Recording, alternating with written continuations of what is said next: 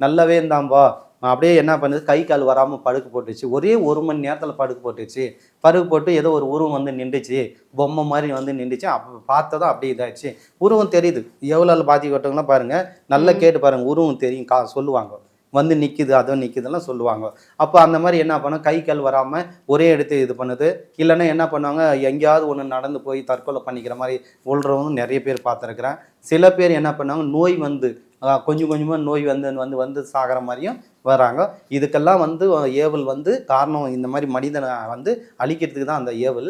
இதெல்லாம் நம்ம குணப்படுத்துறதுக்கு தான் தெய்வங்கள் இருக்கிறாங்க.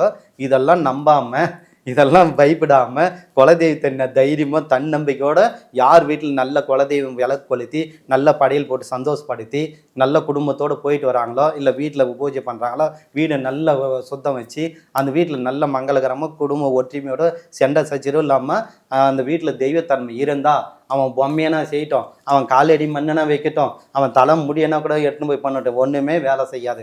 ஏன்னா குலதெய்வம் கரெக்ட்டா இருந்தா, நிச்சயம் எதுவும் வேலை செய்யாது. அதே மாரி நம்ப தைரியமா இருந்தா, எப்படியாப்பட்ட பில்லி, சூனி ஏவலும் அண்டாது. நான் வந்து எல்லாத்துலயும் சொல்லுவேன் அடிக்கடிக்க, பயப்படாதங்க. இருந்தாலும் ம். இத பத்தி கவலைப்படாதங்க. இல்லன்னுங்கோ.